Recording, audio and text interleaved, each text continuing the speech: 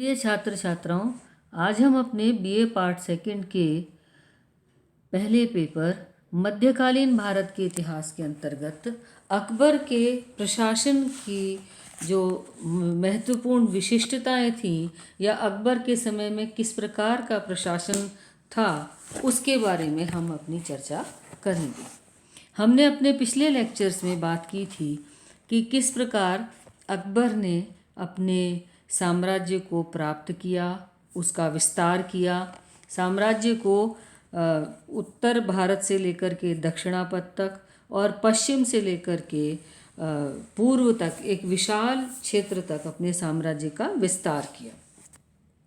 और इस विस्तार के लिए उसके द्वारा जो नीतियां अपनाई गई, जिनमें उसकी राजपूत नीति और धार्मिक नीति बहुत महत्वपूर्ण थी, और उसके द्वारा अपनाया गया मनसबदारी का सिस्टम था, उसके द्वारा अकबर ने एक विशाल और विस्तृत, सुदृढ़ और शक्तिशाली साम्राज्य की स्थापना अकबर के द्वारा की गई।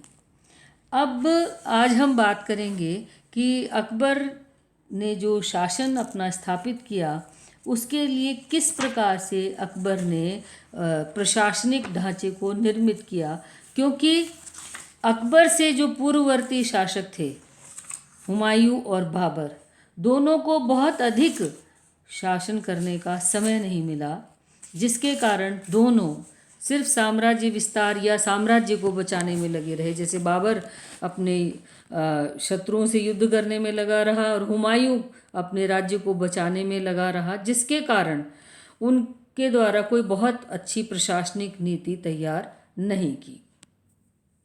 अकबर वो पहला शासक था जिसने सैद्धांतिक रूप से एक प्रशासनिक नीति का पालन किया।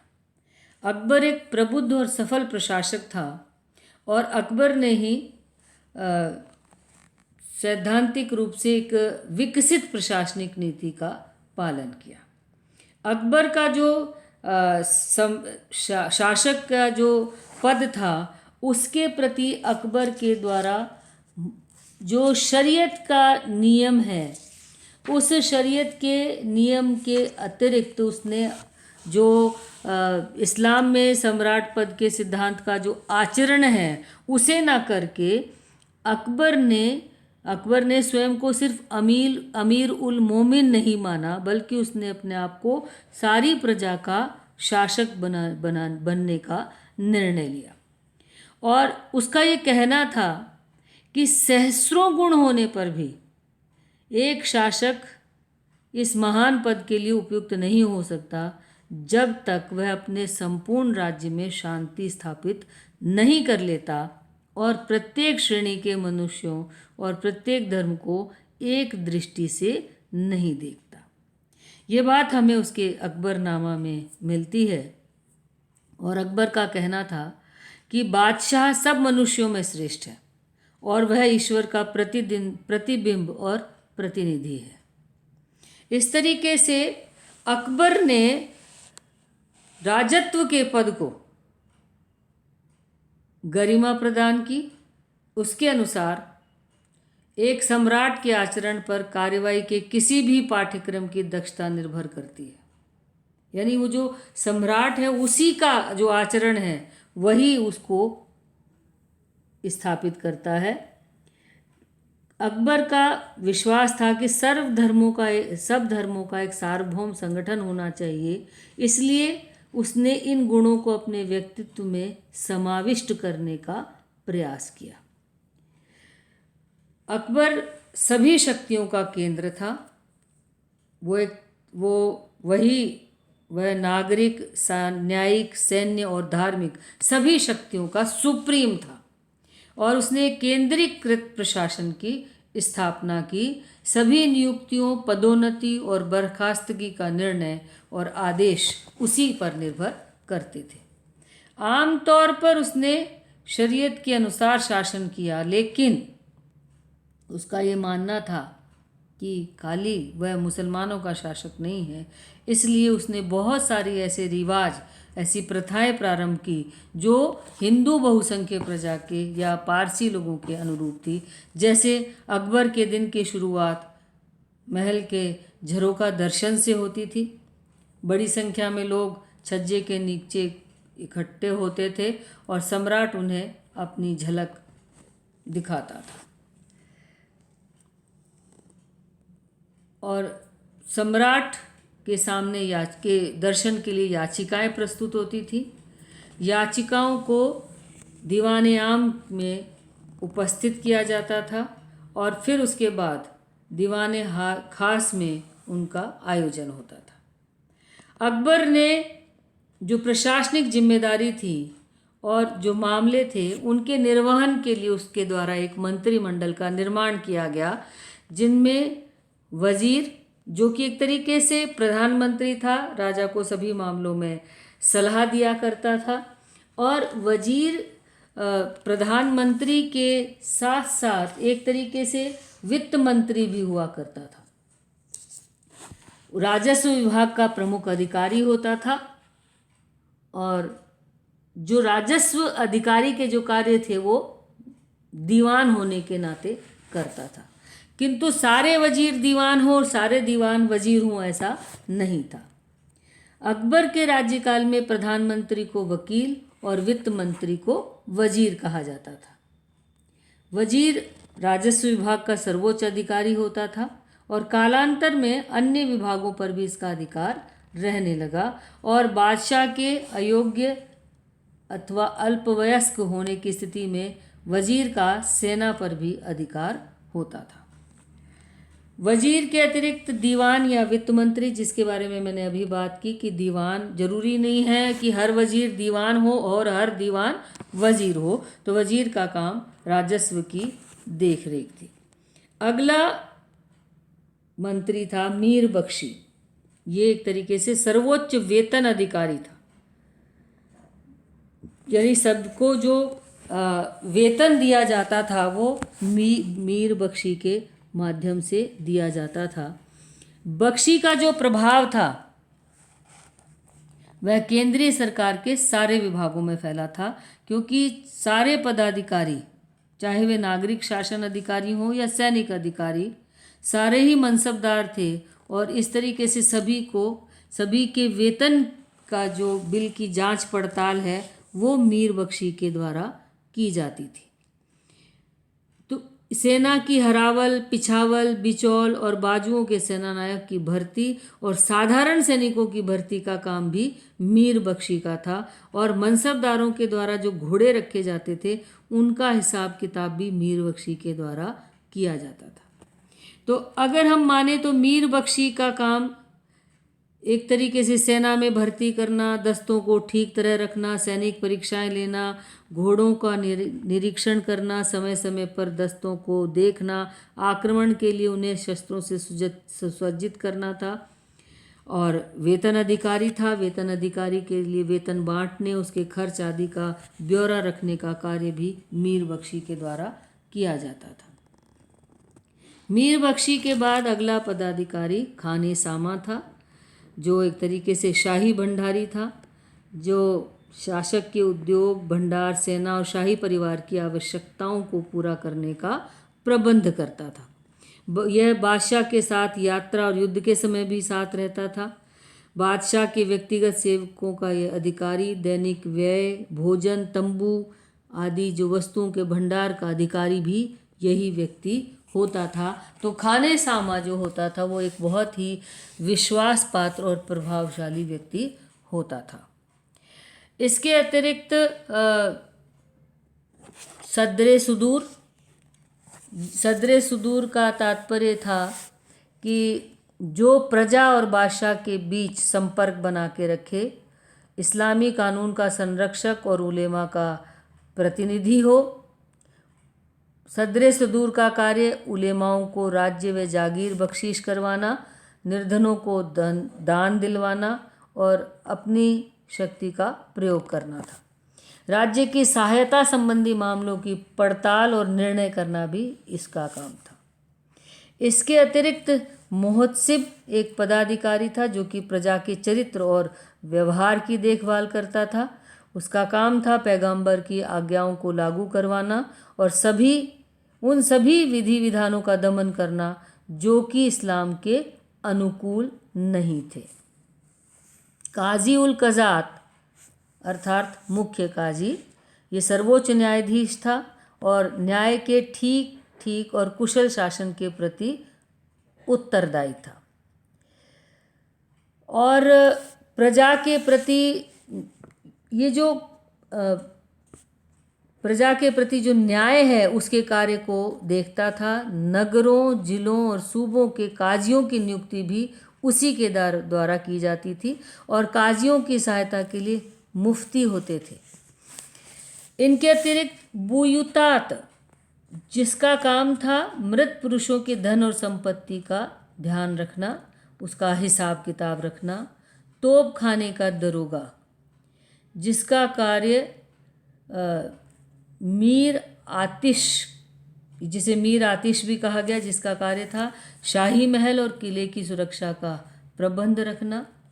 डाक चौकी, ये गुप्तचर और डाक का अधिकारी होता था। इसके दूत सारे देश में होते थे और प्रत्येक स्थानों पर हरकारों के लिए घोड़े रहते थे। ये देश के एक कोने से दूसरे कोने तक सूचना ला करके देते थे। इनके अलावा मीर बहारी, जिसे वित्त सचिव कह सकते हैं, मीर बर वन सचिव, कुरबेगी ध्वजारोही, अख्तबेगी शाही घुड़साल का दरोगा, मुशरिफ जल सेनापति और बंदरगाहों का अधिकारी, नाजिरे बुयुतात शाही कारखानों का प्रबंधक, मुस्तफ़ी मुख्य आय व्यय निरीक्षक, अवर जहाँ नवीस दरबार के दैनिक खर्चों का लेखा जोखा रखने वाला, खवां सालार शाही बावर्ची खाने का दरोगा और मीर अर्ज सम्राट के प्रमुख प्रार्थना पत्र रखने वाले ये प्रमुख पदाधिकारी थे जो कि प्रशासनिक कार्यवाही को देखते थे। भूमि की जो राजस्व प्रणाली थी उसके लिए अकबर के द्वारा राजा टोडरमल को अपना प्रमुख अधिकारी बनाया गया और राजा टोडरमल को ये अधिकार दिए गए कि वो जो प्रचलित राजस्व व्यवस्था है, भू राजस्व जो रिकॉर्ड है, भू राजस्व व्यवस्था है, उसके बारे में वो सही और उचित व्यवस्था स्थापित करें। तो राजा टोडरमल ने अपने प्रभावी और कुशल कार्यप्रणाली के माध्यम से भूमि का राजस्व और रिकॉर्ड तैयार करवाया उसके द्वारा गया और भू राजस्व की 3 प्रणालियां प्रचलित की गई: जब्ती प्रणाली, गल्ला बख्शी और नसाक या कनकत। साथ ही भूमि की पैमाइश करवाई गई। पहले लोहे की जरीब से भूमि की पैमाइश होती थी जिससे कि सही पैमाइश नहीं होती थी। अब पहली बार लोहे के जो गज की जो प्रणाली है उसके माध्यम से भूमि को नापा जाने लगा। भूमि की 4 श्रेणियां की गई उपज के आधार पर: पोलज, परती, चंचर और बंजर। पोलज भूमि वो है जिसमें नियमित रूप से खेती की जाती थी और नियमित रूप से फसलों की पैदावार होती थी, यानी कि उच्च श्रेणी की जमीन। दूसरी परती, जिसमें जमीन को अपनी उत्पादकता प्राप्त करने के लिए हर फसल के बाद कुछ समय के लिए जमीन को अप्रयुक्त रूप में छोड़ना पड़ता था, यानी कि ज़्यादा उत्पादक नहीं, ज़्यादा उत्पादक से कम। उसके बाद चांचर, जिसमें जमीन को अपनी उत्पादकता प्राप्त करने के लिए 3 से 4 वर्ष के लिए खाली छोड़ा जाता था। और चौथी थी बंजर, जिसमें 4 से भी अधिक वर्षों तक जमीन को में खेती नहीं की जा पाती थी क्योंकि उसकी उत्पादकता नहीं थी। पोलज और परती भूमि की भी 3 श्रेणियां थी जिनमें एक तरीके से ग्रेडिंग थी: अच्छी, बहुत अच्छी, औसत और खराब। इस तरीके से भूमि का वर्गीकरण किया गया, भूमि की पैमाइश की गई, भूमि के रिकॉर्ड रखे गए। उनके आधार पर भू राजस्व की ये तीनों प्रणालियां प्रचलित की गई और इस प्रणाली के तहत एक 10 साला पद्धति अपनाई गई, जिसमें विभिन्न फसलों की औसत उपज के साथ साथ 10 वर्षों में प्रचलित औसत मूल्य की गणना की गई और उसके अनुसार भूमि का पुनरीक्षण किया गया और भूमि कर को भी उन्हीं के अनुसार स्थापित किया गया 10 वर्ष के लिए। 10 वर्ष के लिए एक पर्टिकुलर भूमि में कितनी औसत उपज हुई और उस औसत उपज का क्या मूल्य था, उसकी गणना करने के बाद 10 साला पद्धति के आधार पर राजस्व का निर्धारण किया गया।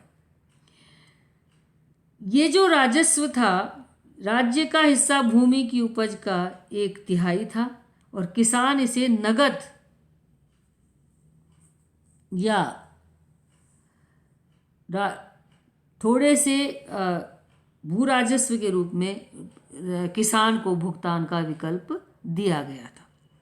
किसानों की दशा सुधारने के लिए किसानों को ऋण की सुविधा दी गई, जिसको कि आसान वार्षिक किस्तों में भुगतान किया जा सकता था। खराब मौसम के कारण अतिवृष्टि या अनावृष्टि की स्थिति में किसानों को राजस्व से छूट दी जाती थी और किसानों को उनके द्वारा किए गए सभी भुगतानों की रसीदें दी जाती थी। हर किसान की सभी जोत और देनदारियों का रिकॉर्ड रखा जाता था। इस पूरे राजस्व सिस्टम को चलाने के लिए बड़ी संख्या में अधिकारी थे, यानी राजस्व के मूल्यांकन और संग्रहण के लिए आमिल, बिटिकाची, कानूनगो, मुकद्दम और पटवारियों को नियुक्त किया गया। जब्ती प्रणाली राज्य और किसानों दोनों के लिए उपयोगी साबित हुई, क्योंकि यह व्यवस्था 10 साल के लिए थी। एक और प्रणाली ने सरकार की आय का निर्धारण इसने एक और सरकार की आय का निर्धारण किया और दूसरी ओर किसान को यह जानने में सक्षम किया कि उसे सरकार को कितना राजस्व देना पड़ेगा। अब सरकार और किसान के बीच सीधा संबंध हो गया। उनके बीच में जमींदार और जागीरदार जो बिचौलिए थे वो समाप्त हो गए, जिसकी वजह से किसान जमींदार और जागीरदारों की जातियों और अत्याचार से बच गए। राजस्व अधिकारियों को किसानों के साथ में कठोर व्यवहार न करने का निर्देश दिया गया और किसान अब सीधे भू राजस्व को कोषागार में जमा कर सकते थे। शासन क्योंकि बड़ा था, इसलिए प्रांतीय शासन थे। इसी बीच हम ये बात करते हैं कि भू राजस्व की अन्य प्रणालियाँ भी थी। बटाई या गल्ला बख्शी, जिसमें किसान के उत्पादन को सरकार और उसके बीच अनुपात में विभक्त कर दिया जाता था और जिससे कि किसान अपना भू राजस्व चुकाता था। अब हम बात करते हैं प्रांतीय शासन की। तो अकबर ने जो कि एक विशाल साम्राज्य स्थापित किया, उसमें 15 प्रांत थे, जो कि थे आगरा, अहमदाबाद, अहमदनगर, अजमेर, इलाहाबाद, अवध, बंगाल, बरार, बिहार, दिल्ली, काबुल, खंडार, लाहौर, मालवा और मुल्तान। प्रत्येक प्रांत सूबेदार के अधीन था, जिसकी नियुक्ति स्वयं अकबर के द्वारा की जाती थी। उन्हें एक दीवान के द्वारा सहायता दी जाती थी, जो राजस्व अभिलेखों की देखभाल करता था। बख्शी सेना की ज़रूरतों को देखता था। मुख्य शहर की कानून व्यवस्था बनाए रखने के लिए कोतवाल होता था। काजी न्याय की देखभाल करता था। प्रांतीय मंत्रियों और अधिकारियों में सिर्फ केंद्रीय प्रशासन के नामकरण का पालन किया और समान कर्तव्यों का पालन किया।